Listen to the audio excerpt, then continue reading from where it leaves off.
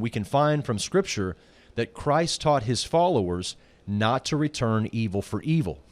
That's a fact as we read through the Scriptures. Matthew 5, verses 38 through 44, here we read the Sermon on the Mount, fundamental and foundational Scripture for understanding the view of vengeance adopted by the early church. We see here in Matthew 5, you have heard, Jesus says, that it has been said, an eye for an eye and a tooth for a tooth, but I say to you that you resist not evil, that you resist not evil. But whosoever shall smite thee on the right cheek, turn to him the other also. If any man would sue thee at the law, and take away thy coat, let him have thy cloak also. And whosoever shall compel thee to go a mile, go with him 2. Give to him that asks you, and from him that would borrow of you, turn not thou away. You have heard that it was said, you shall love your neighbor and hate your enemy. But I say to you, love your enemies, bless those who curse you, do good to those who hate you, and pray for those who spitefully use you and persecute you. Again, extremely clear language here. There really is nothing that could really confound us. We understand that Jesus is basically telling us to not only love our neighbor, but to love those who persecute us, to love those who curse us, to love those who want us dead, to love those who hate our guts, to love those who seek to use us, to love those who stand up as our enemies.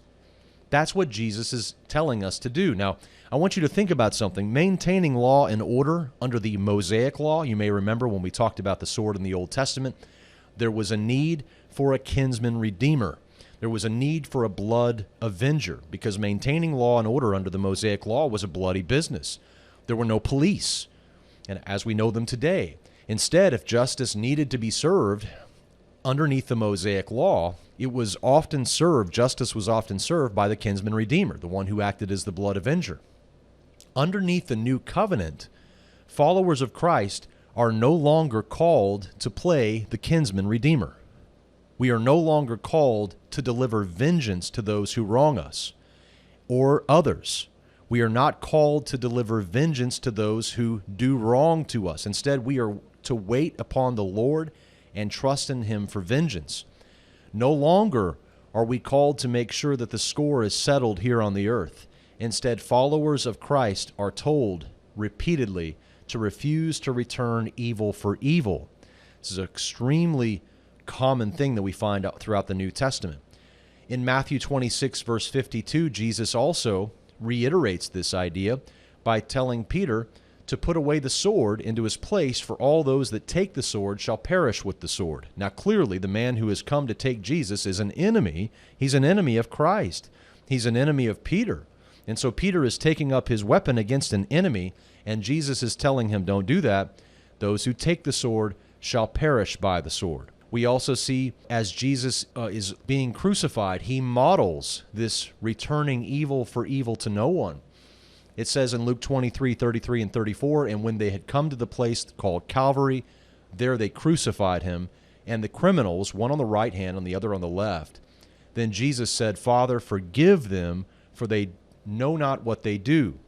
This is an extremely powerful statement made by Christ, and it is a model for us. It is stated and recorded for our benefit so that we can hear the words of Christ. We can know what he said and see that not only did he say, do not return evil for evil, but then when evil was put underneath pressure, he himself walked the walk. He did not return evil for evil, even whenever it was within his power to call 10,000s of angels to stop this ghastly thing that was happening at Calvary.